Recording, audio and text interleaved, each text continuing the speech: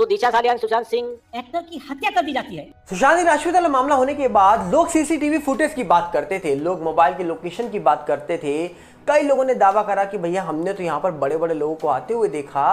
तो क्या आखिरकार इसके पीछे की वजह क्या थी जो लोगों ने इतने बड़े खुलासे कर दिए, बताएंगे आपको इस वीडियो में। पर सबसे पहले आपसे अपील करेंगे, अगर आप इस चैनल पे नए हो तो वीडियो को लाइक करना, वीडियो को शेयर करना और चैनल को सब्सक्राइब करना बिल्कुल मत भूलना। यहाँ पर सबसे पहले अगर हम बात करें तो सुशांत मामला, जिस मामले में सवाल कई सारे उठे, बॉलीवुड चांद था, इस मामले में सबसे बड़ा सवाल ये उठा कि जब ये मामला हुआ तो उस घर को, उस सोसाइटी को एक पिकनिक स्पॉट बना दिया गया। इसके बाद बड़ा सवाल ये उठा कि सीसीटीवी फुटेज कहाँ पर है। इतनी बड़ी सोसाइटी जिसका किराया 4-4.5 लाख रुपए महीना होता है, उसमें सीसीटीवी फुटेज क्या नहीं होती, सिक्योरिटी नहीं थी। इसको लेकर कई बड़े सवाल उठे।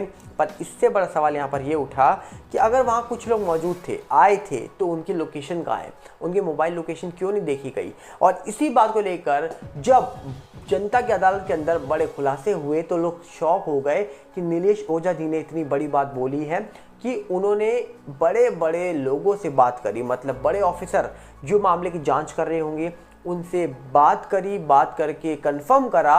और उसके बाद उन्होंने क्या बोला है आप एक बार खुद सुन लीजिए। आदित्य ठाकरे का मोबाइल लोकेशन वहां था, ये हम सबूत के साथ कह रहे हैं, based on the cabinet minister का स्टेटमेंट बोलो, और मैंने खुद वेरीफाई किया इन्वेस्टिगेशन ऑफिसर से। तो ये सबूत के आधार पर बताया जा रहा है। तो आप फिर चीज बताएं, अगर कोई कहता है कि नहीं वो सबूत गलत है क्योंकि ये सबूत है, उस पर भी आपका दिखाना जिम्मेदारी है। हाँ, अगर ये होता है कि ये आपने दिखाने के बाद में किसी ने लेकर आ गया कि नहीं वो आदित्य ठाकरे एक्चुअली उस दिन यूरोप में था, ये उसका पासपोर्ट, तो उस पर भी आपको दिखाना जरूरी है। तो इसको कहा जाता है फेयर रिपोर्टिंग। ऐसे बहुत सारे लोग जो ये कह रहे हैं कि दिशा सालियान की हत्या हुई थी, हत्या के दिन आदित्य ठाकरे के मोबाइल फोन का लोकेशन वहां मिला है जहां दिशा सालियान की हत्या हुई, जिस जगह पर हुई है 100 मीटर के घेरे में प्राप्त हुआ है। इस तरह की बातें हो रही है। और जहां पे सुशांत सिंह राजपूत की हत्या हुई है वहां भी बहुत सारे लोगों का टेलीफोन लोकेशन मिल रहा है। तो अब आप ये कह रहे हैं कि जो लोग ये सवाल उठा रहे हैं, कम से कम नीतीश राणे का ले लें या नारायण राणे का ले लें, वो तो भारत सरकार में कैबिनेट मिनिस्टर है, नीतीश राणे एमएलए है, बहुत जिम्मेदार लोग हैं। कैबिनेट मंत्री का इंटरव्यू तो लेना ही चाहिए हमारे महान पत्रकार को, राजीव सरदेसाई जी को। मतलब आपका ये कहना है कि Nitish Rane on the floor of the assembly जिम्मेदारी के साथ कह रहे हैं कि भाई इन लोगों का इन्वॉल्वमेंट है, लेकिन उनका इंटरव्यू राजीव सरदेसाई नहीं ले रहे हैं। शॉर्ट में बहुत सारे नए एविडेंसेस, बहुत सारी नई चीजें। और मैं आपको बताता हूं, देखिए जैसा ये पीआईएल फाइल हुआ, इस पीआईएल के जो मुद्दे थे जिसमें स्पेसिफिक दिया गया था। अरे वो जिस दिन मरे ना साहब, ये भी बोलता हूँ, उस दिन उसके घर में कौन कौन था, नहीं ये बोलूंगा तो मैं फंस जाएगा। बट जो उसकी गर्लफ्रेंड वो भी थी और एक बहुत बड़ा आदमी था वो भी था, उसका नाम नहीं लूंगा साहब, मैं फंस जाऊंगा, मेरे को बहुत मार पड़ेगी। बोले भाई तुम्हारा काम तुम करो, हमारा काम हम करेंगे। अच्छा, आपका क्या कहना था? मैं तो साहब को बोला साहब ये मर्डर लग रहा है और मर्डर के हिसाब से ये इसका पोस्टमार्टम वीडियो शूटिंग में इसमें और दिन में होना चाहिए। हाँ, तो डॉक्टर का क्या कहना था? भाई ऐसा नहीं कि जैसा उनका रिलेशन घर के आएंगे वैसा हमको करके देने का रहता है। अच्छा। अभी दिन भर में अपना पाछे बॉडी हो गया, अब रात में अभी सुबह हैंड ओवर करने का है, रात में पोस्टमार्टम करना चाहिए और पोस्टमार्टम चालू। बॉडी किस हालत में थी, क्या कहेंगे? जी मेरे तो कहना है कि ये पोस्टमार्टम के पहले हमारे जो बॉडी ऑब्जर्वेशन रहता है उसके अंदर से गले पे बिले पे जो खरोच थे, जो निशान थे, वो हैंगिंग के नहीं थे। अच्छा, तो और मर्डर जो उनकी इतनी बड़ी बात जानने के बाद आप खुद शॉक होंगे कि आखिरकार नीलेश ओझा जी ने इतनी बड़ी बात बोल दी है कि आखिरकार इस मामले में कई सारे लोगों के जो मोबाइल लोकेशन थे वो पाए गए थे। कई सारे लोग जो 100 मीटर के दायरे में थे उनको देखा गया और यहाँ तक कि उनके मोबाइल लोकेशन जो है वो कहीं ना कहीं देखकर लोगों ने कहा कि भैया ये तो गड़बड़ हो गई है इस मामले में। सवाल इतने उठे तो आखिरकार जज साहब इतने बड़े खुलासे कर रहे हैं, तो इस पूरे मामले का न्याय कहाँ है, इस पूरे मामले में खुलासे कहाँ हैं।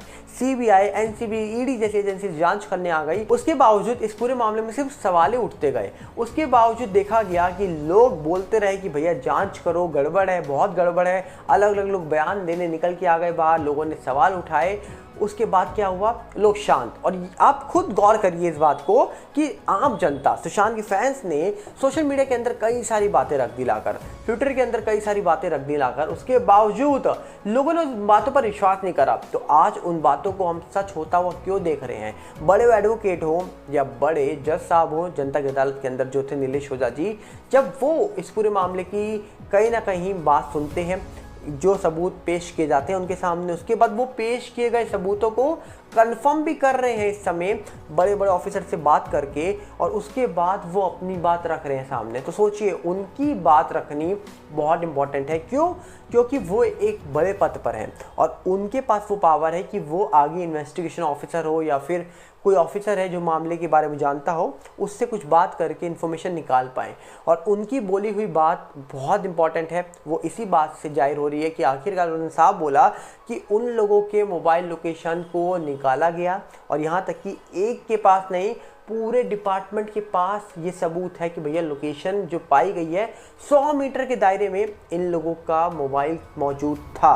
अब अगर वो लोग थे वहाँ, क्या कर रहे थे, ये तभी पता लगेगा जब इन्वेस्टिगेशन होगी। इन्वेस्टिगेशन के दौरान उनको बुलाया जाएगा, नहीं बुलाया जाएगा, ये पता कब लगेगा, जब मीडिया इस पूरे मामले को कवर करेगी।